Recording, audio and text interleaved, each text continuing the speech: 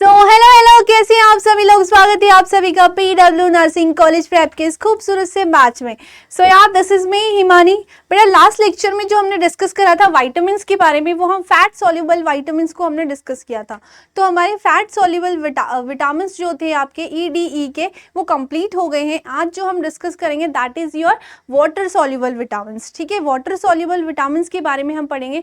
तो जो सबसे पहला हमारा विटामिन है, हमने डिस्कस किया था दो विटामिन जो हमारे होते हैं वो क्या है आपके वाटर सॉल्युबल हैं। तो वाटर सॉल्युबल में जो हम सबसे पहले डिस्कस करेंगे that is your vitamin C. Vitamin C के बारे में हम डिस्कस करेंगे। ठीक है, तो एक क्विक रिवीजन ले लेते हैं लास्ट लेक्चर का। लास्ट लेक्चर में हमने विटामिन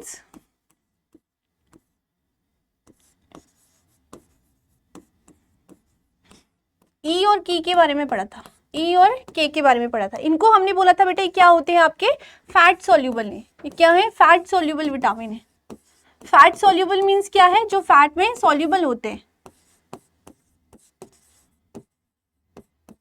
जो क्या होती है हमारी बॉडी में स्टोर हो जाते हैं। लाइक आपका जो एडिपोज टिश्यू होता है, लिवर होता है, जो वहां पे स्टोर हो जाते हैं, that is your fat soluble vitamin. ठीक है, तो उसके बाद नेक्स्ट हमने डिस्कस किया था कि इसके क्या क्या टाइप्स होते हैं, क्या क्या फॉर्म्स होती हैं।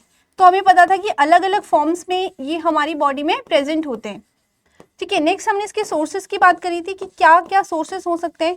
ठीक है, इनके नेक्स्ट इनके फंक्शंस हमने डिस्कस किए थे कि क्या क्या फंक्शंस हमारी बॉडी में इनके होते हैं। ठीक है, ये सब क्लियर था। यहाँ तक हमने लास्ट लेक्चर में डिस्कस कर लिया था। That is your fat soluble vitamin. Fat soluble vitamin आपके पूरे हो गए हैं, जो क्या थे ADE के। ठीक है, याद रखना है क्योंकि एग्जाम में बहुत ज्यादा पूछा जाता है कौन से फैट सॉल्युबल विटामिन है, कौन से आपके वाटर सॉल्युबल विटामिन है। ठीक है, ये दोनों क्वेश्चंस बहुत एग्जाम में पूछे जाते हैं, चाहे आपको कॉम्पिटिटिव एग्जाम है, चाहे आपके यूनिवर्सिटी एग्जाम है, हर एग्जाम में पूछे जाते हैं। ठीक है, नेक्स्ट आज जो हम डिस्कस करने वाले हैं टॉपिक वो है आपका विटामिन सी। ठीक है, विटामिन सी के बारे में हम डिस्कस करेंगे बेटा। विटामिन सी क्या होता है सबसे पहले हम ये पढ़ेंगे, उसके बाद पढ़ेंगे इसके फंक्शंस क्या होते हैं हमारी बॉडी में, क्या क्या फंक्शंस ये करता है बेटा। नेक्स्ट इसका RDA पढ़ेंगे, कितना रिक्वायरमेंट हमारी बॉडी में इसका होता है। फिर हम क्या पढ़ेंगे बेटा, इसका सोर्सेस पढ़ेंगे कि कौन कौन से सोर्सेस हैं जहाँ से हमें विटामिन सी मिल सकता है। नेक्स्ट हम इसकी डेफिशिएंसी पढ़ेंगे कि क्या इसकी डेफिशिएंसी से हो सकता है। ठीक है, देखो बेटा कुछ बच्चे मुझे कमेंट में लिख रहे थे कि मैम इसका क्लास नहीं हो रहा, इसका क्लास नहीं हो रहा। तो मैं आपको हर लेक्चर में बताती हूँ कि हर टीचर के पास अपना अलग अलग सब्जेक्ट है। ठीक है, तो जो मेरा सब्जेक्ट है I am responsible for that subject only. मुझे नहीं पता कि कौन सा का किसका कौन सा सब्जेक्ट आएगा। मेरा सब्जेक्ट न्यूट्रिशन है तो मैं आपको न्यूट्रिशन डिलीवर करूँगी। ठीक है, जो मेरे सब्जेक्ट हैं, अभी आपका एनाटॉमी की क्लासेस चली है, नर्वस सिस्टम, उसके बाद जो भी सिस्टम आएगा वो मैं वहाँ पे कंटिन्यू करूँगी। ठीक है, तो मैं अपना सिस्टम, मैं अपने सब्जेक्ट के लिए रिस्पॉन्सिबल हूँ। ठीक है, कुछ बच्चे लिखते हैं कि आपको शर्म नहीं आ रही मैम। ठीक है, इसमें पर्सनल जाके आप कॉमेंट ना करें। ठीक है, ये वाले कॉमेंट हमें ना करें क्योंकि पूरा PV हम नहीं चलाते, पूरी एक टीम है। ठीक है, पूरा एक टीम है, सबके सब्जेक्ट जो है डिवाइडेड है, तो सब हर टीचर अपने सब्जेक्ट लेगा, जो उनके सब्जेक्ट है वो उनको पढ़ाएगा। जो मेरा सब्जेक्ट है मैं सिर्फ उसके लिए रिस्पॉन्सिबल हूँ। तो आप मेरे सब्जेक्ट के लिए मुझे बोलें, बाकी के सब्जेक्ट के लिए ना बोलें। ठीक है, मैं बार बार नहीं बोल सकती ये सारी चीज़ें आपको, तो अपनी पढ़ाई पे फोकस करें, जो आपको पढ़ाया जाता है उस पर आप फोकस करेंगे। ठीक है, और आप लोगों ने बोला था जो आपका कौन सा लेक्चर था विटामिन A का, कि मैम उसमें वॉइस कम आ रही है।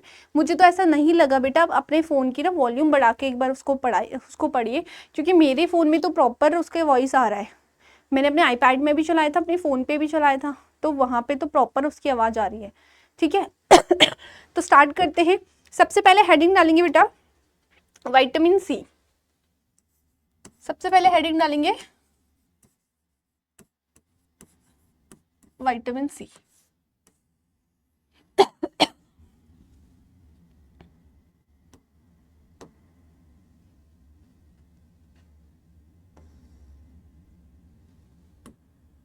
ठीक है, विटामिन सी आपको पता है विटामिन सी क्या है बेटा, एक वाटर सॉल्युबल विटामिन है। सबसे पहले तो इसमें यही लाइन लिखेंगे कि ये क्या है, एक वाटर सॉल्युबल विटामिन है। वाटर सॉल्युबल मीन्स क्या होता है बेटा, जो हमारी बॉडी में स्टोर नहीं रहते। जो हमारी बॉडी में स्टोर नहीं रहते, ये हमारी बॉडी में स्टोर नहीं रहते, इसलिए हमें जैसे जो हमने बाकी के पढ़े थे फैट वगैरह, तो हम अगर नहीं भी ले रहे हैं उसको उतना अमाउंट में, तो जो स्टोर हमारी बॉडी में है वो यूज़ हो जाते हैं। क्योंकि ये हमारी बॉडी में स्टोर नहीं होते, दैट्स वाई इनको हमें उनके कंपेरिजन में थोड़ा ज़्यादा लेना पड़ता है, क्योंकि वाटर के साथ बाहर भी निकल जाते हैं, ठीक है। तो हमें फैट सॉल्यूबल के कंपेरिजन में वाटर सॉल्यूबल को थोड़ा ज़्यादा अमाउंट में लेना पड़ता है, बिकॉज ये हमारी बॉडी में क्या होते हैं बेटा, स्टोर नहीं होते, ठीक है। तो पहला पॉइंट तो इसमें यही था कि क्या होता है बेटा, वाटर सोल्यूबल होता है, ठीक है। अगर हम बात करते हैं इसके साइंटिफिक नेम की, बहुत ज्यादा पूछा जाता है, तो उसको क्या बोलते हैं, एस्कॉर्बिक एसिड, एस्कॉर्बिक एसिड, ठीक है। ये इसका साइंटिफिक नाम भी है जो बहुत ज्यादा पूछा जाता है, ठीक है, कि इसका साइंटिफिक नाम क्या है। तो क्या याद रखना है आपको, इसको क्या बोलते हैं बेटा, एस्कॉर्बिक एसिड बोलते हैं, ठीक है। इसका जो साइंटिफिक नेम है उसको क्या बोलते हैं, एस्कॉर्बिक एसिड। अगर हम बात करते हैं इसका सीरम विटामिन लेवल कितना होता है, तो जो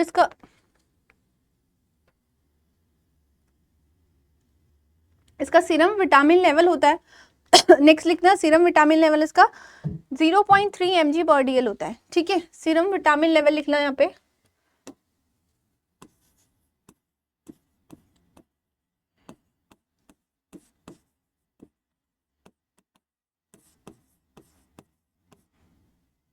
.3 mg/dl।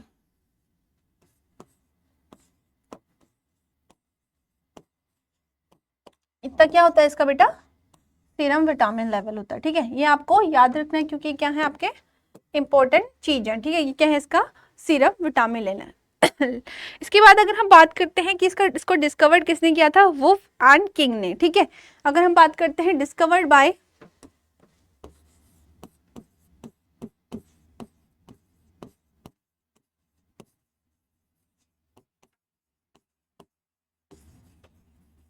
एंड किंग ने, इन्होंने क्या किया था बेटा, इसको क्या किया था बेटा, डिस्कवर्ड किया था कब, 1932 में। कब किया था, 1932 में,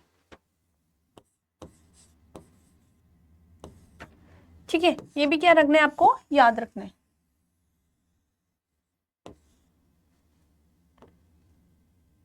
ठीक है। ये भी क्या रखना है बेटा, आपको याद रखना है, ठीक है। ये क्या थे, इससे रिलेटेड कुछ इंपॉर्टेंट चीजें थी कि विटामिन सी क्या है, जिसका अगर हम बात करते हैं कि इसका साइंटिफिक नेम क्या है, इसका साइंटिफिक नेम क्या है बेटा, एस्कॉर्बिक एसिड है। ये क्या है, एक वाटर सॉल्युबल विटामिन है, ठीक है, वाटर में सॉल्युबल हो जाता है। उसके बाद अगर हम बात करते हैं कि इसका सीरम लेवल कितना होता है, तो 0.3 mg/dl होता है। अगर हम बात करते हैं कि कब इसको डिस्कवर्ड किया था, तो 1932 में इसको डिस्कवर्ड किया था, ठीक है। ये कुछ इंपॉर्टेंट टर्म्स थे या इंपॉर्टेंट चीजें थी किसके बारे में, विटामिन सी के बारे में, ठीक है। नेक्स्ट बेटा इसमें हेडिंग डालेंगे कि इसके फंक्शंस क्या होते हैं। नेक्स्ट लिखना फंक्शंस, नेक्स्ट हेडिंग डालेंगे इसके फंक्शंस क्या क्या होते हैं हमारी बॉडी में, ठीक है। नेक्स्ट हेडिंग डालो functions,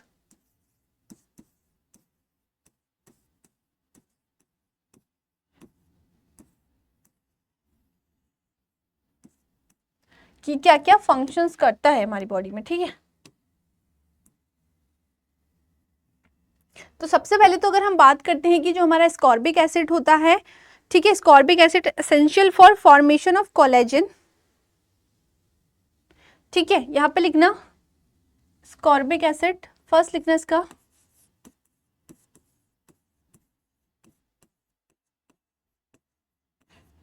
acid essential for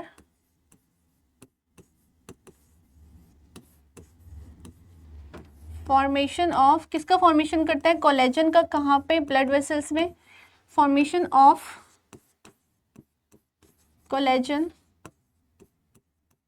in, ठीक है। फिर लिखेंगे कहाँ पे करता है बेटा, in blood vessels, teeth and bones, in the blood vessels,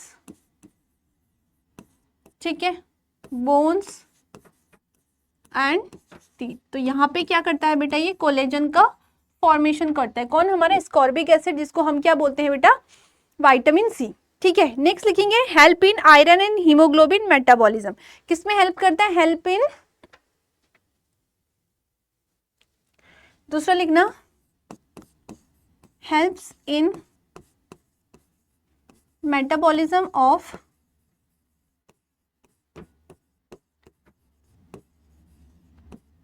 iron and haemoglobin. ठीक है, इन दोनों की क्या करता है, मेटाबॉलिज्म में बेटा हेल्प करता है। ठीक है, यहां तक क्लियर है?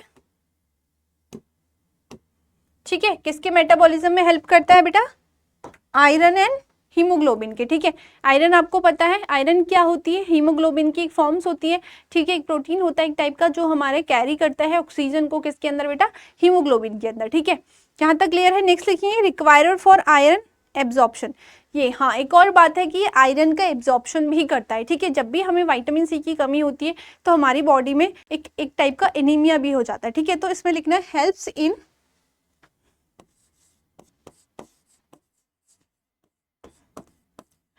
Iron absorption. आयरन का एब्जॉर्प्शन भी कौन करता है बेटा? हमारा विटामिन सी ही करता है। जब भी हमारी बॉडी में विटामिन सी की इसीलिए हम बोलते हैं ना कि आपको जब भी हम ब्लड वाली चीज़ों की बात करते हैं तो विटामिन सी की बात करते हैं। ठीक है, तो हमें विटामिन सी की ज़रूरत होती है ब्लड के, क्योंकि ये आयरन का एब्जॉर्प्शन करता है, आयरन के एब्जॉर्प्शन के लिए। अगर आप आयरन तो खा रहे हैं बट आपकी बॉडी में अगर विटामिन सी नहीं है तो भी आपकी बॉडी में क्या हो जाएगा? ब्लड की कमी हो जाएगी। तो क्योंकि ये क्या करता है बेटा? आयरन का एब्जॉर्प्शन भी करता है। ठीक है, यहाँ तक क्लियर हो गया? नेक्स्ट लिखेंगे vitamin C is required for wound healing because it help in formation of connective tissue. ठीक है, फोर्थ लिखना vitamin C helps in wound healing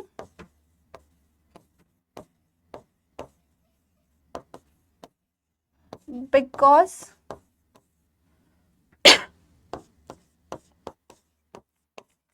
it required for formation of connective tissue।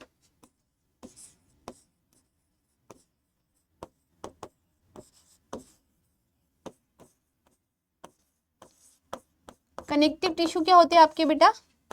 एक type के blood tissue होते हैं। ठीक है, connective मतलब जो एक दूसरे से कनेक्ट रहते हैं, जो हमारी बॉडी में क्या होते हैं? सबसे ज्यादा अबंडेंट अमाउंट में होते हैं। ठीक है, तो यहाँ पे इसको ना वुंड हीलिंग अगर हम बात करते हैं तो इसको वुंड हीलिंग विटामिन भी बोलते हैं। ठीक है, वुंड हीलिंग के लिए हमेशा हम कौन से विटामिन को सजेस्ट करते हैं बेटा? अगर किसी को वुंड हुआ है या फिर कोई पेशेंट जो डायबिटीज़ का होता है जिसको वुंड हील नहीं होता है, क्योंकि आपको पता है जो डायबिटीज़ के पेशेंट होते हैं उनका वुंड हील नहीं होता है ईजिली, बहुत उनको टाइम लगता है, तो उनको विटामिन सी लेने के लिए बोलते हैं ताकि क्या हो जाए? वुंड हीलिंग हो जाए। और बाकी अगर कोई ऐसे पेशेंट है जिनका फ्रैक्चर हुआ है या कोई वुंड हुआ है तो उनको भी हम सजेस्ट करते हैं कि आपको क्या लेना है बेटा? विटामिन सी लेना है, क्योंकि हेल्प करता है किसमें? वुंड हीलिंग में। बिकॉज ये किसका फॉर्मेशन कर रहा है? हमारे कनेक्टिव टिश्यू का। कनेक्टिव टिश्यू आपको पता है एक टाइप के ब्लड टिश्यू होते हैं। ठीक है, जो एक दूसरे को कनेक्ट करते हैं और मोस्ट अबंडेंट अमाउंट में होती है हमारी बॉडी में। अबंडेंट मतलब बहुत ज़्यादा, जो सबसे ज़्यादा टिश्यू हमारी बॉडी में है that is your connective tissue. ठीक है, तो कनेक्टिव टिश्यू ये भी एक क्वेश्चन पूछा जाता है जो मैं हाईलाइट कर रही हूँ कि वुंड हीलिंग विटामिन किसको बोला जाता है? तो विटामिन सी को ही वुंड हीलिंग विटामिन आपका बोला जाता है। ठीक है, यहाँ तक क्लियर है? यहाँ तक क्लियर है? यहाँ तक लिख लो। उसके बाद हम नेक्स्ट लिखेंगे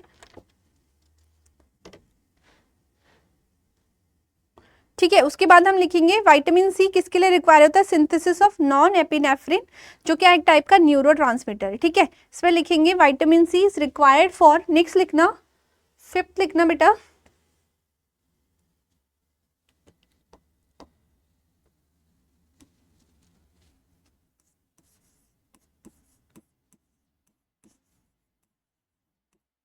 vitamin C is required for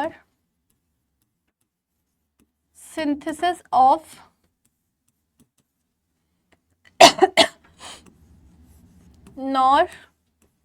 norepinephrine. ये क्या होता है बेटा? एक टाइप का न्यूरोट्रांसमीटर होता है, विच इज न्यूरोट्रांसमीटर, जो क्या है बेटा? लिख लो, विच इज न्यूरोट्रांसमीटर। ये क्या होता है? न्यूरोट्रांसमीटर होता है। न्यूरोट्रांसमीटर आपने पढ़े होंगे फर्स्ट ईयर में। ठीक है, जब आपने नर्वस सिस्टम पढ़ा होगा तो आपने वहाँ पे न्यूरोट्रांसमीटर पढ़े होंगे। न्यूरोट्रांसमीटर क्या होते हैं? जो ठीक है, हमारे इंफॉर्मेशन, जो भी इंफॉर्मेशन होती है उसको क्या करते हैं, कैरी करते हैं और एक जगह से दूसरी जगह पे ट्रांसफर करते हैं। तो नॉरएपिनेफ्रिन क्या है बेटा, आपका एक टाइप का न्यूरोट्रांसमीटर है, तो ये रिक्वायर होते हैं उसके सिंथेसिस में। तो उसका सिंथेसिस भी कौन करता है, हमारे विटामिन सी ही करते हैं। तो ये क्या एक टाइप का न्यूरोट्रांसमीटर है। आपने पढ़े होंगे फर्स्ट ईयर में, जब आपने एनाटमी पढ़ा होगा फर्स्ट सेमेस्टर में, तो उसे नर्वस सिस्टम में आपने पढ़े होंगे, ठीक है, नॉरएपिनेफ्रिन के बारे में। तो जो हमारे न्यूरोट्रांसमीटर होते हैं वो एक केमिकल मैसेंजर होते हैं, जो एक जगह से दूसरी जगह पे हमारी इन्फॉर्मेशन को क्या करते हैं, ट्रांसफर करते हैं। ठीक है, न्यूरॉन्स किससे ट्रांसफर करवाते हैं इन्फॉर्मेशन, न्यूरोट्रांसमीटर से। ठीक है, तो न्यूरोट्रांसमीटर का भी क्या करता है, ये सिंथेसिस करता है। कौन से न्यूरोट्रांसमीटर का अगर एग्जाम में पूछा जाता है तो नॉरएपिनेफ्रिन का। ठीक है, इसको हम क्या बोलते हैं, न्यूरोट्रांसमीटर।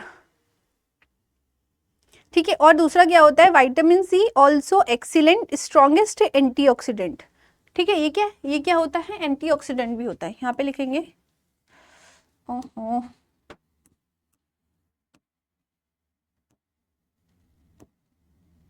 ठीक है, यहाँ पे लिखना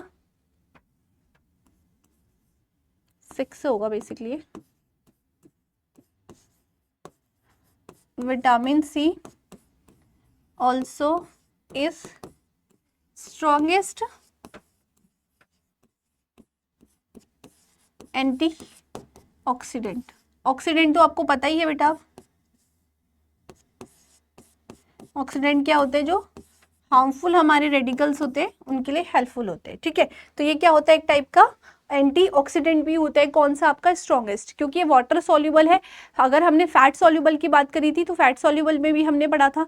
ठीक है, फैट सॉल्युबल में हमने पढ़ा था जो हमारा विटामिन ई है वो स्ट्रॉन्गेस्ट है। ठीक है, और वो क्योंकि वो फैट सॉल्युबल था, अगर हम वाटर सॉल्युबल की बात करते हैं तो हमारा विटामिन सी क्या होता है, स्ट्रॉन्गेस्ट क्या होता है, एंटीऑक्सीडेंट होता है। ठीक है, क्लियर है यहाँ तक। नेक्स्ट लिखना, फ्री फ्रॉम पता है हमें आपको।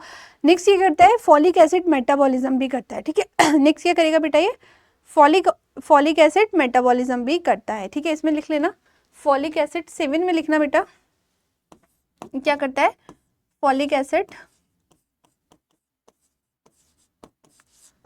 मेटाबॉलिज्म। फॉलिक एसिड क्या है बेटा, आपका एक टाइप का विटामिन है। ठीक है, एक टाइप का विटामिन है बी, अगर हम बात करते हैं। ठीक है, फॉलिक एसिड क्या है, एक टाइप का आपका विटामिन है। ठीक है, बी कॉम्प्लेक्स में आता है, तो उसका भी मेटाबॉलिज्म कौन करता है, आपका विटामिन सी करता है। ठीक है, उसके बाद ये किस में करता है, help in corticosteroid hormones formation. ठीक है, कॉर्टिकोस्टेरॉइड एक हार्मोन होता है, उसका भी फॉर्मेशन करता है। तो इसमें लिख लेना, helps in metabolism of corticosteroid hormones. ठीक है, कॉर्टिकोस्टेरॉइड क्या है, आपका एक हार्मोन्स होता है। ठीक है, उसका भी मेटाबॉलिज्म करता है। दूसरा क्या करता है, परफॉर्म इम्यूनोलॉजिकल फंक्शन।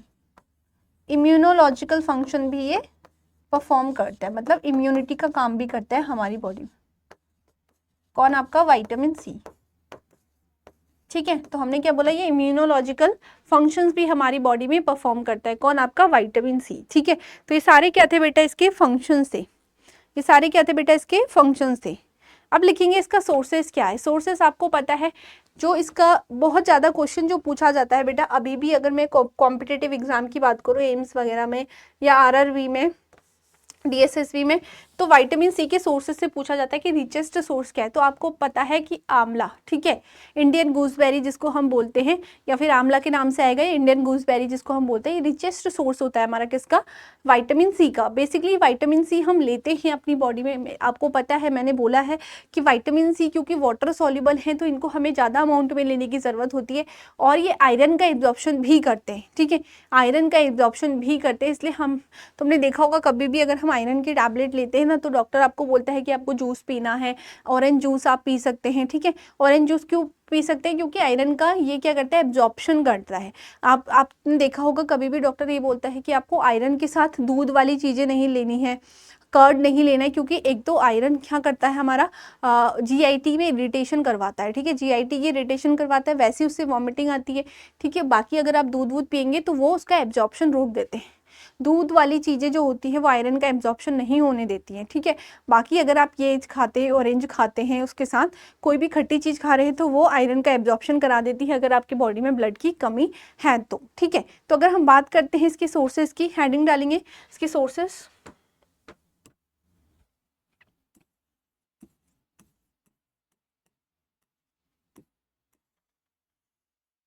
इसके सोर्सेस क्या होते हैं, ठीक है।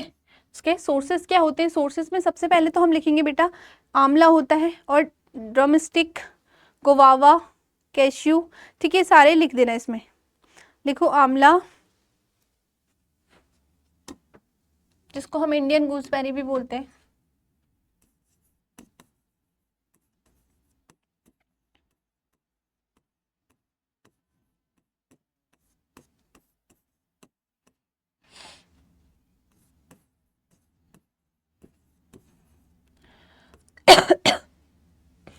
ठीक है।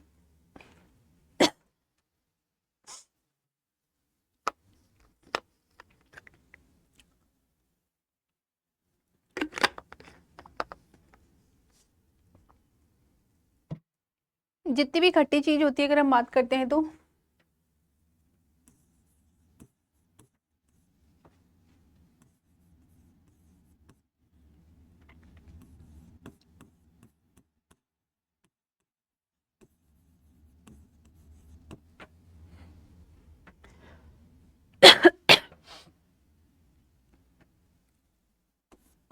Lemon,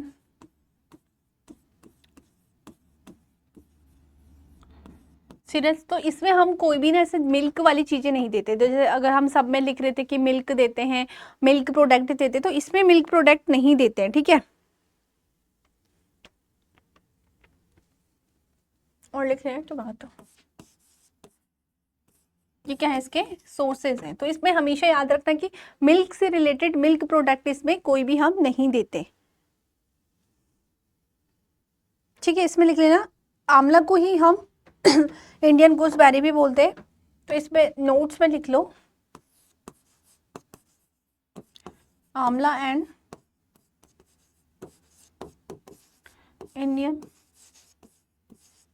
gooseberry is the richest source of, सबसे जो रिचेस्ट सोर्स है वो क्या है आपका आंवला या फिर Indian gooseberry, source of vitamin C, क्योंकि ये एग्जाम में क्वेश्चन पूछा जाता है आपका, ठीक है। ये एग्जाम में क्वेश्चन पूछा जाता है आपका, ये मैं हाईलाइट कर रही हूँ उसको क्योंकि ये एग्जाम में क्वेश्चन बहुत बार पूछा जाता है, कॉम्पिटिटिव एग्जाम में भी ऑल्सो आपके।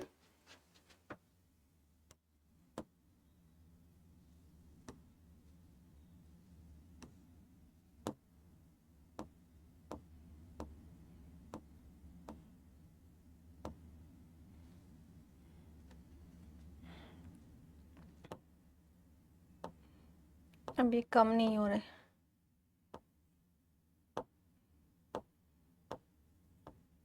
डार्क ही होता जा रहा है तो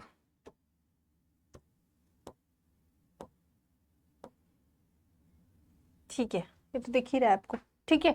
तो हमने क्या बोला, आंवला इंडियन गूसबेरी क्या है, रिचेस्ट सोर्स है किसका बेटा, विटामिन सी का, क्योंकि आपके एग्जाम में ये क्वेश्चन बहुत ज्यादा पूछा जाता है, ठीक है। इसके बाद लिखेंगे बेटा इसका रिकमेंडेशन, ठीक है। नेक्स्ट लिखेंगे डेली रिक्वायरमेंट, कि कितनी इसकी डेली रिक्वायरमेंट होती है। नेक्स्ट हेडिंग डालेंगे डेली रिक्वायरमेंट,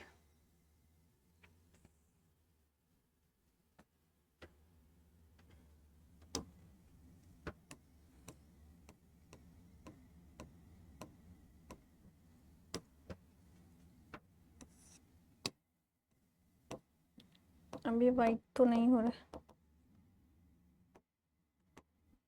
ठीक है। चलो हेडिंग डालो डेली रिक्वायरमेंट,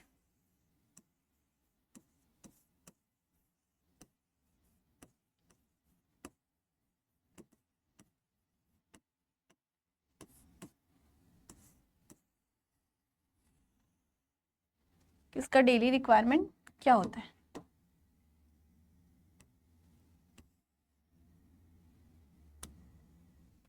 ठीक है। तो सबसे पहले अगर हम डेली रिक्वायरमेंट की बात करते हैं तो सबसे पहले तो हम इन्फेंट की बात करेंगे। ठीक है, सबसे पहले तो बेटा इसमें इन्फेंट 0 to 6 मंथ और 7 to 12 मंथ। सबसे पहले तो इसमें इन्फेंट लिखना,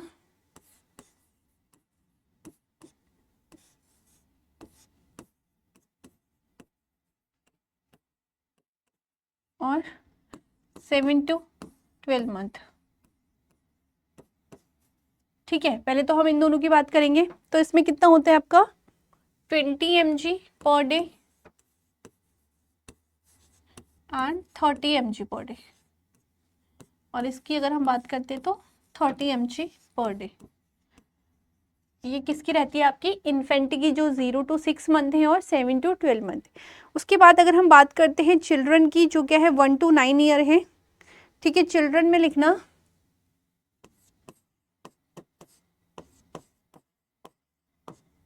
1 to 9 ईयर, इनकी कितनी होती है 30 to 45 mg पर डे। इतनी रिक्वायरमेंट होती है किसकी बेटा आपकी, जो क्या होते हैं चिल्ड्रन होते हैं, किससे 1 to 9 ईयर के। नेक्स्ट अगर हम एडोलसेंस की बात करें बेटा, अगर हम बात करें एडोलसेंस की, तो इनको कितना होता है बेटा आपका 45 to 80 mg,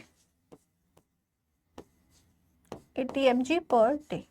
ठीक है, नेक्स्ट हम बात करते हैं बेटा, नेक्स्ट अगर हम बात करते हैं मेंस की। ठीक है, अगर हम बात करते हैं मेन एंड वुमेन्स की, पहले हम लिखेंगे मेंस का, फिर हम लिखेंगे वुमेन्स का। तो मेंस की अगर हम बात करते हैं तो होता है 80 mg पर डे। अगर हम बात करते हैं वुमेन्स की, तो वुमेन्स का कितना होता है 60 mg पर डे। ठीक है, ये किस में होता है बेटा आपका मेंस एंड वुमेन्स में अलग अलग होता है। फिर हम बात करते हैं प्रेग्नेंट की और लैक्टेशन की। ठीक है, अगर हम बात करते हैं प्रेग्नेंट की,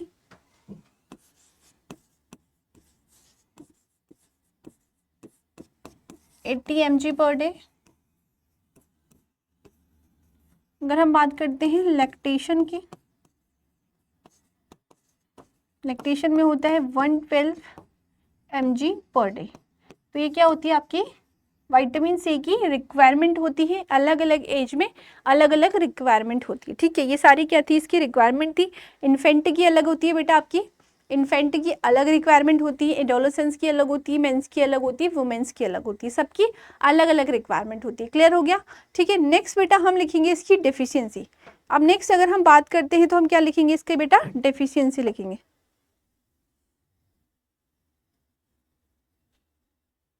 ठीक है, नेक्स्ट हेडिंग डालना बेटा deficiency.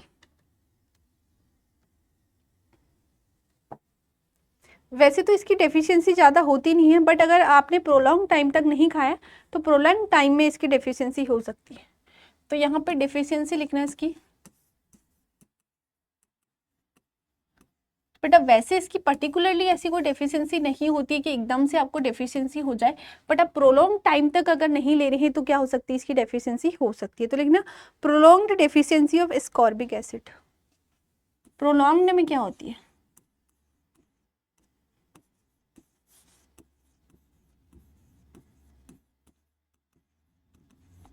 prolonged deficiency of ascorbic acid।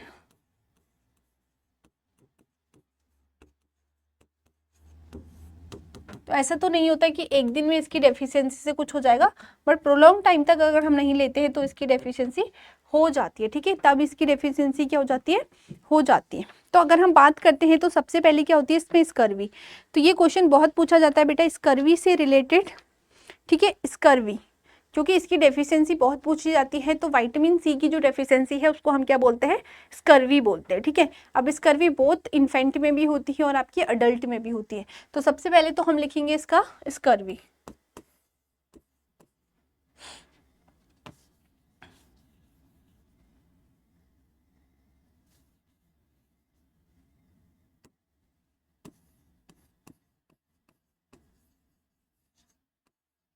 Scurvy क्या होती है both in infant and adult.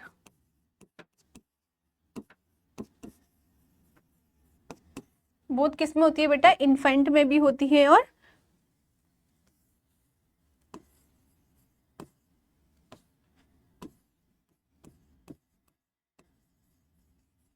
Infant में भी होती है और अडल्ट में भी होती है, ठीक है। तो सबसे पहले हम बात करेंगे, हेडिंग डालना इन्फेंटाइल स्कर्वी, ठीक है, infantile scurvy.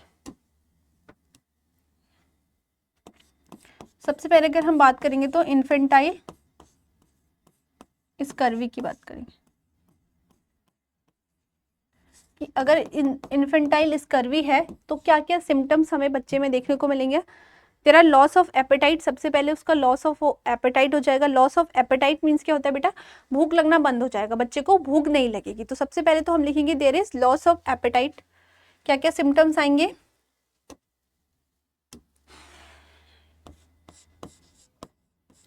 There is loss of appetite, बच्चे में भूख लगना बंद हो जाएगी, तो एपेटाइट उसका क्या हो जाएगा बेटा, लॉस हो जाएगा। तो सबसे पहले नेक्स्ट आता है ग्रोथ फेलियर, बच्चे की क्या हो जाएगी, जो ग्रोथ है वो फेलियर हो जाएगा, उसके ग्रोथ फेलियर हो जाएंगे, ठीक है। सबसे पहले हमने क्या बोला, उसको लॉस ऑफ एपेटाइट होगा, फिर उसका ग्रोथ फेलियर हो जाएगा। नो वेट गेन, कोई उसका वेट गेन नहीं होगा, इरिटेबिलिटी हो जाएगी, पैलोर हो जाएगा, ठीक है। नो वेट गेन लिख देना यहाँ पे, बच्चे को वेट गेन नहीं होगा इसमें अगर बच्चे को स्कर्वी हो गया, ठीक है।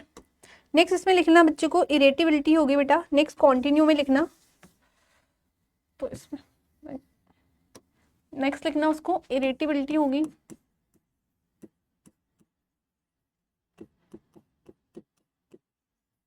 नेक्स्ट उसको पैलोर होगा। पैलोर क्यों होगा बेटा, क्योंकि हमने क्या बोला, ये आयरन का करता है, फॉलिक एसिड का क्या करता है, मेटाबॉलिज्म करता है और एब्जॉर्प्शन करता है।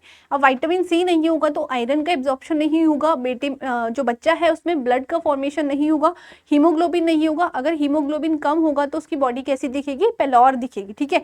जब भी पैलोर मतलब क्या होता है, वाइट या येलोइश बॉडी दिखने लग जाती है, उसको हम पैलोर बोलते हैं। जब आपने जिसके अंदर ब्लड की कमी होती है उन पर्सन को देखा होगा ना, कि उनकी बॉडी कैसी होती है, एकदम वाइटिश पड़ी होती है, ठीक है, लाल सी नहीं होती है। अगर मैं अपने हाथ देखूँ तो थोड़ी थोड़ी लाल होंगे, तो उनके जो हाथ वाथ होते हैं पूरे वाइट से होते हैं, तो उसको हम पैलोर कहते हैं। तो उसको कैसा दिखेगा उसका कलर बेटा, पैलोर दिखेगा। लो बोन ग्रोथ, जो बोन की ग्रोथ है वो लो हो जाएगी।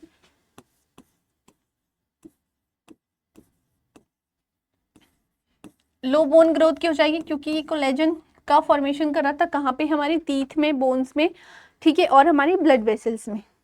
उसके बाद haemorrhage under skin, under skin क्या हो जाएगा, उसका हैमरेज हो जाएगा। तो लिखना haemorrhage under skin. Under skin मतलब इंटरनली उसको हैमरेज होगा, इंटरनली लिख लेना, ठीक है। बाहर से नहीं दिखेगा पर इंटरनली उसका क्या होगा, हैमरेज होगा, ठीक है। इंटरनली उसको क्या होगा बेटा, हैमरेज होगा। Defective growth of teeth and gums, इसमें लिखना डिफेक्टिव ग्रोथ ऑफ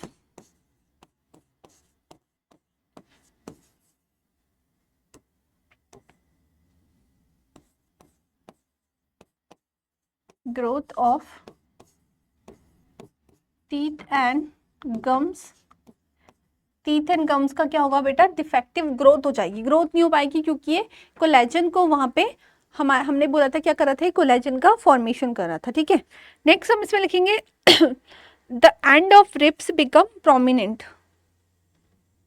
ठीक है। इसमें लिखना the end of ribs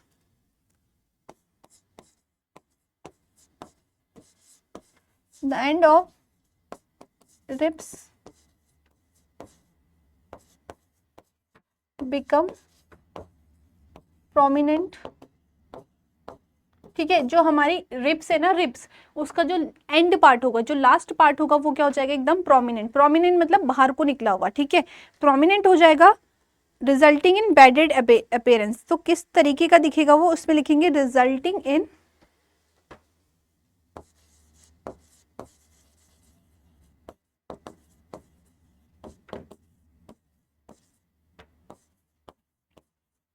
bedded appearance,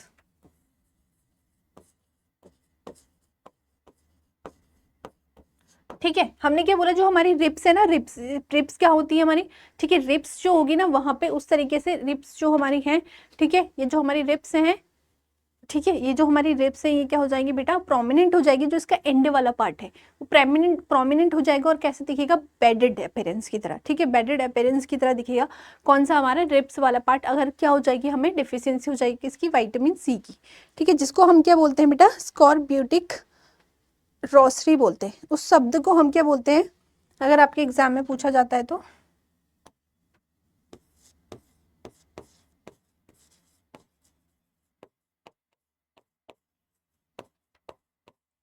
स्कॉर्बेटिक Rossari. अगर आपके एग्जाम में ये वर्ड पूछा जाता है तो आप ये लिख सकते हैं। ठीक है, ये सब क्या था हमारे, अगर हमारे बच्चे को होता है इन्फेंटाइल में, अगर हम बच्चे की बात करते हैं तो उसमें ये सारे सिम्टम्स हमें देखने को मिलेंगे। अगर किसी बच्चे को किसकी क्या हो जाता है, स्कर्वी हो जाता है और हमारी विटामिन सी की डेफिशिएंसी हो जाती है। नेक्स्ट हम लिखेंगे अडल्ट में क्या क्या होगा। नेक्स्ट हम बात करते हैं अडल्ट में क्या क्या होगा बेटा।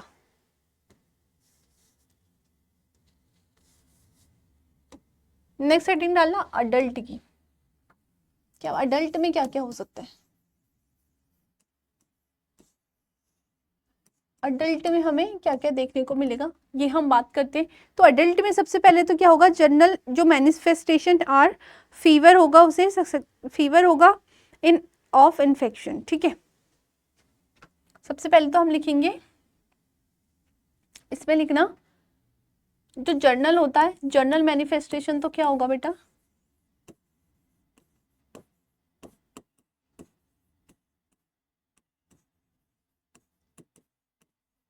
इस fever that suggest infection. Fever होगा जो हमें क्या सजेस्ट करेगा, इन्फेक्शन, कि हमारी बॉडी में क्या हो गया बेटा, इन्फेक्शन हो गया। क्योंकि जब भी हमें इन्फेक्शन होता है तो हमें सबसे पहले क्या आता है, फीवर आता है। फीवर से ही हमें पता चलता है कि हमारी बॉडी में क्या है, इन्फेक्शन हो रहा है। ठीक है, नेक्स्ट अगर हम बात करते हैं तो डिले वुंड हीलिंग, जो हमारी वुंड हीलिंग है वो क्या हो जाएगी, डिले हो जाएगी, क्योंकि ये वुंड हीलिंग में हेल्प कर रहा था। तो डिलेड वुंड हीलिंग, जो वुंड हीलिंग है वो क्या हो जाएगी बेटा, डिले हो जाएगी। तो अगर हम बात करते हैं नेक्स्ट पॉइंट क्या है इसमें, डिले वुंड हीलिंग।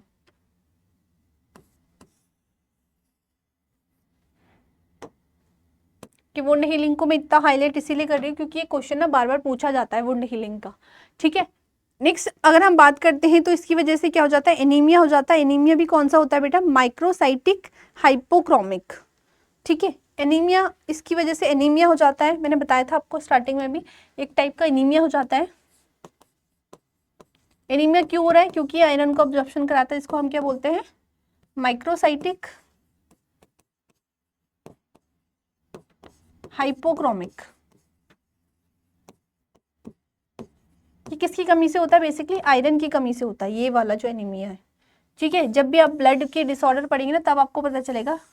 जब आप सेकेंड ईयर में ब्लड के डिसऑर्डर पढ़ेंगे तो एक ये वाला एनीमिया होता है, ये किसकी वजह से होता है बेटा, हमें आयरन की कमी से होता है, क्योंकि ये आयरन का एब्जॉर्प्शन करता है। अगर आयरन का एब्जॉर्प्शन नहीं होगा तो हमारी बॉडी में अडल्ट में एक टाइप का एनीमिया हो जाता है जिसको हम माइक्रोसाइटिक हाइपोक्रोमिक बोलते हैं। क्योंकि ये एनीमिया का नाम पूछा जाता है कि कौन सा एनीमिया होता है, जो विटामिन सी की वजह से होता है। तो विटामिन, क्योंकि अलग अलग एनीमिया होते हैं, पर्नीशियस एनीमिया होता है, अलग अलग एनीमिया होते हैं, फॉलिक एसिड की वजह से होता है। ठीक है, B9 की वजह से होता है।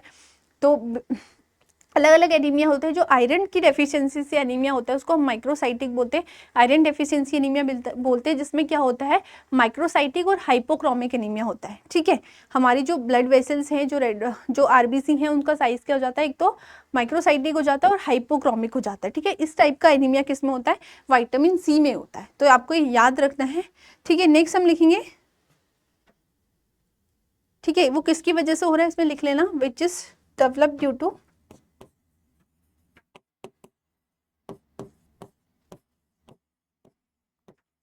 which is developed due to failure of iron absorption। किसके फेलियर की वजह से हो रहा है बेटा, ये आयरन एब्जॉर्प्शन के फेलियर की वजह से हो रहा है। ठीक है, नेक्स्ट हम लिखेंगे बेटा इसमें, ठीक है, अगर आपको विटामिन सी है तो आपको gums become spongy and bleeding. ठीक है, गम्स कैसे हो जाएंगे आपके, स्पंजी हो जाएंगे। आपने देखा होगा जिनको विटामिन सी की कमी होती है, जैसे मुझे भी थी पहले विटामिन सी की कमी, तो मुझे ना गम्स ब्लीडिंग होती थी बहुत ज़्यादा। तो मेरे को भी जैसे विटामिन सी की पहले थी अब तो मेरे को ठीक हो गई है, जब मैंने ट्रीटमेंट करवाया तो मुझे भी विटामिन सी की कमी थी, तो मुझे भी ना गम्स ब्लीडिंग होती थी, बहुत ज़्यादा गम्स ब्लीडिंग मुझे होती थी। मैंने दिखाया तो डॉक्टर ने बोला आपको विटामिन सी की डेफिशिएंसी है, तो आप विटामिन सी लें। तो जो मैंने विटामिन सी लेना स्टार्ट किया तो फिर अब मुझे नहीं होती गम्स ब्लीडिंग। ठीक है, तो गम्स ब्लीडिंग भी इसमें होती है। गम्स हमारे क्या हो जाते हैं, स्पंजी हो जाते हैं। तो इसमें लिखना gums become spongy and bleeding.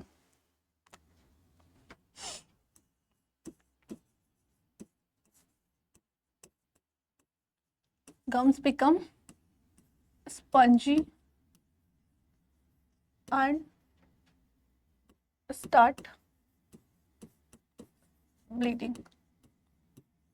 Spongy हो जाते हैं और क्या होने लग जाता है, वहाँ पे हमें ब्लीडिंग होने लग जाती है। नेक्स्ट ना गम्स क्या हो जाते हैं, स्वेलन हो जाते हैं और अल्सरेटेड हो जाते हैं। ठीक है, गम्स क्या हो जाते हैं, स्वेलन हो जाते हैं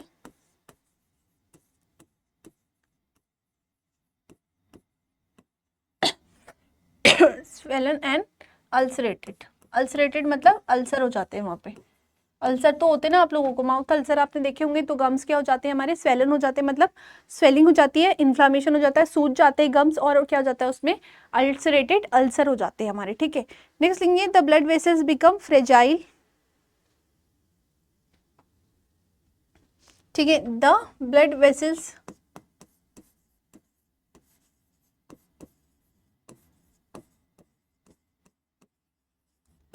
become fragile क्यों हो रही है, due to defective of collagen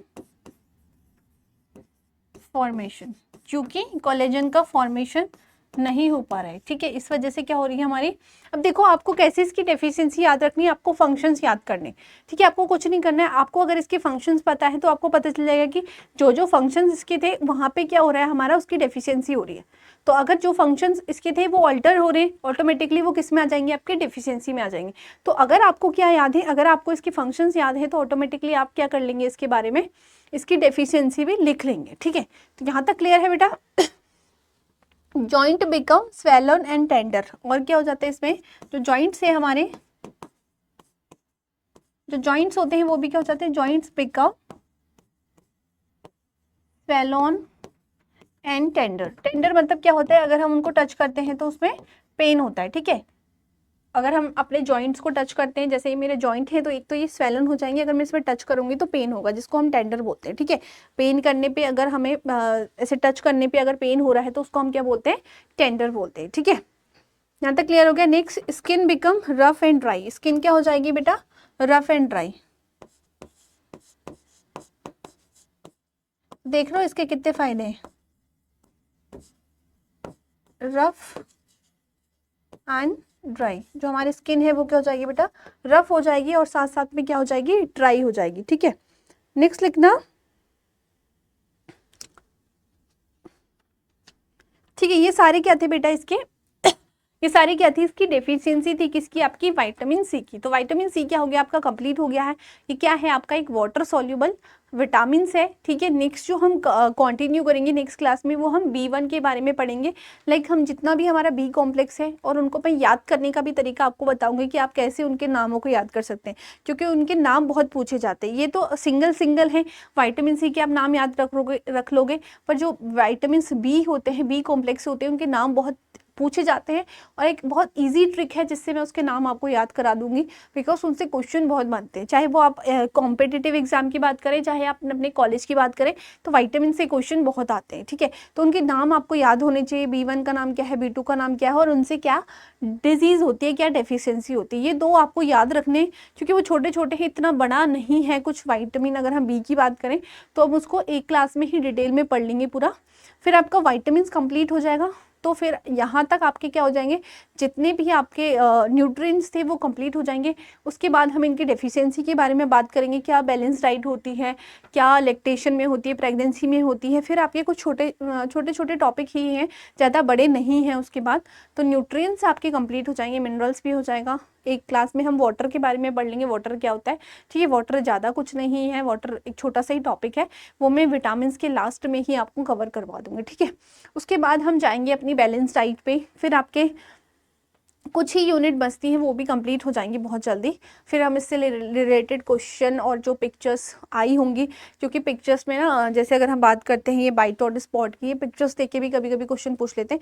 आपके एग्जाम में तो नहीं पूछेंगे, बट अगर आप कॉम्पिटेटिव एग्जाम की बात करते हैं तो कॉम्पिटेटिव एग्जाम में कहीं ना वो पिक्चर्स देख के भी आपको पूछ लेते हैं। ऐसे पिक्चर्स देंगे फिर बताएंगे कौन सा साइन है, तो इस टाइप के भी क्वेश्चन आ जाते हैं। बाकी अगर हम पीईएम की बात करते हैं, प्रोटीन एनर्जी माल न्यूट्रिशन, जो हम लास्ट में डिसऑर्डर्स में पढ़ेंगे इसके, तो उसमें भी ना क्वाशिकॉर और मेरास्मस की फ़ोटो दे देते हैं, 2 बच्चों की देंगे, तो उसमें बताते हैं कि पूछ लेते हैं कि कौन सा साइन है, या फिर ये क्वाशिकॉर क्या है, मेरास्मस क्या है, ये पूछ लेते हैं आपसे क्वेश्चन सारे। तो न्यूट्रिशन में ना कुछ लिमिटेड क्वेश्चन है, जो कॉम्पिटेटिव एग्जाम में तो कुछ लिमिटेड क्वेश्चन आते हैं। बाकी अगर आपको यूनिवर्सिटी एग्जाम देने तो वहाँ पर तो आपको कॉपी भरनी है, तो कॉपी भरने के लिए तो आपको सब कुछ लिखना पड़ेगा, ठीक है। कॉपी भरने के लिए तो बेटा आपको सब कुछ लिखना पड़ेगा, बट अगर आप बात करते हैं कॉम्पिटेटिव एग्जाम की, तो कॉम्पिटेटिव एग्जाम में तो आपके कुछ लिमिटेड क्वेश्चन आते हैं, कुछ एप्लीकेबल क्वेश्चन आते हैं, तो कुछ टॉपिक डिसाइडेड रहते हैं, उन्हीं से क्वेश्चन आते हैं। जैसे विटामिन से क्वेश्चन आ सकते हैं, और अगर हमने बात कर रहे थे जो हमारे प्रोटीन्स थे उसमें कुछ हमारे एसेंशियल थे, नॉन एसेंशियल थे, उनसे क्वेश्चन आ जाते हैं, ठीक है। बाकी और आपके ये प्रोटीन एनर्जी माल न्यूट्रिशन से आ जाते हैं, यही क्वेश्चन आते हैं। कभी कभी इनकी रिक्वायरमेंट पूछ लेते हैं कि कितनी रिक्वायरमेंट है, ज़्यादा कॉम्पिटेटिव एग्जाम में इनसे क्वेश्चन नहीं आते हैं। अगर आएंगे भी तो डेफिशिएंसी से क्वेश्चन आएंगे, और जैसे जो कौन सी साइन होता है, क्या डेफिशिएंसी होती है, ये क्वेश्चन आते हैं न्यूट्रिशन से बेसिकली, और ज़्यादा क्वेश्चन नहीं आते, ठीक है। तो हम जो है नेक्स्ट क्लास में वो डिस्कस करेंगे बेटा, आपका किसके बारे में डिस्कस करेंगे, विटामिन बी के बारे में। उसके बाद आपके विटामिन पूरे कंप्लीट हो जाएंगे, ठीक है। मैंने हर एक विटामिन को आपको पूरी क्लास में डिटेल में बताया, वरना आप कहीं देखेंगे, आप अपने उसमें पढ़ेंगे तो छोटे छोटे पॉइंट्स में ही उनको छोटे छोटे पॉइंट्स में ही बता देते हैं, ठीक है, कि इसकी वजह से ये होता है। बट मैंने पूरा 1-1 घंटे की क्लास में हर एक विटामिन आपको एक्सप्लेन किया है अच्छे से उसके बारे में, तो वो डिटेल्स में इसीलिए मैंने आपको बताया है, क्योंकि आपको यूनिवर्सिटी एग्जाम देने हैं तो वहाँ पे तो आपको थ्योरी लिखनी पड़ेगी, ठीक है, वहाँ पे तो आपको थ्योरी लिखनी पड़ेगी कॉपी भरने के लिए। बाकी कॉम्पिटिटिव एग्जाम में कैसे क्वेश्चन आते हैं वो भी मैं आपको बता दूंगी। वैसे मैं साथ साथ में बताती रहती हूँ कि कौन सा इंपॉर्टेंट पॉइंट है, कहाँ से क्वेश्चन बन जाते हैं, बट लास्ट में मैं आपको बता दूंगी वहाँ पे कुछ एप्लीकेबल क्वेश्चन आते हैं, वो कैसे आपको अटेम्प्ट करने हैं। अभी तो आपको इतना ज़रूरत नहीं है, अभी आप अपने यूनिवर्सिटी एग्ज़ाम पे फोकस करेंगे। बाकी साथ साथ में मैं आपको बताती रहूँगी कि कॉम्पिटिटिव एग्ज़ाम में भी कैसे क्वेश्चन बनते हैं, ठीक है। तो नेक्स्ट लेक्चर में हम बेटा डिस्कस करेंगे आपका विटामिन बी के बारे में। तो अभी हम इसका देख लेते हैं, इसकी समरी में कि हमने क्या क्या डिस्कस किया। सबसे पहले हमने पढ़ा विटामिन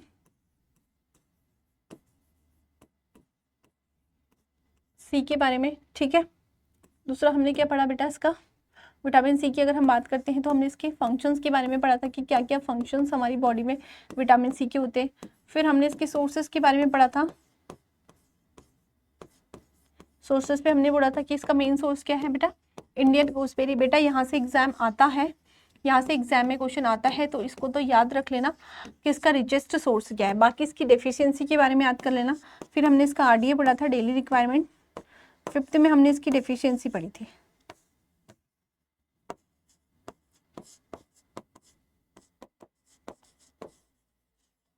डेफिशिएंसी में हमने क्या बोला था बेटा, इसका कर्वी।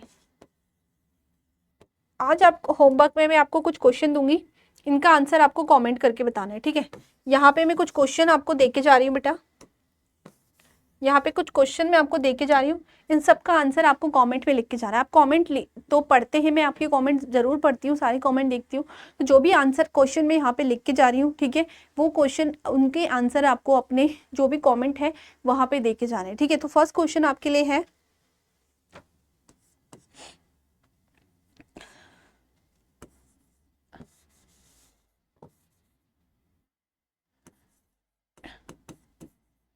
richest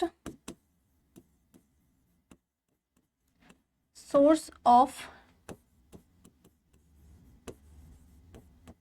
विटामिन सी, ठीक है। दूसरा क्वेश्चन है आपका है scientific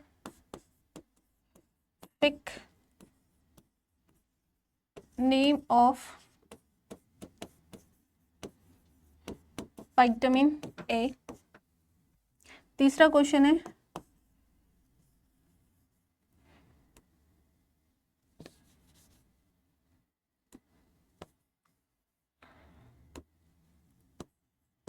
name of first discovered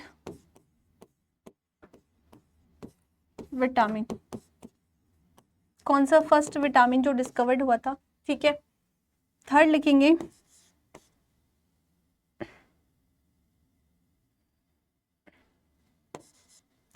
fourth लिखेंगे नेम द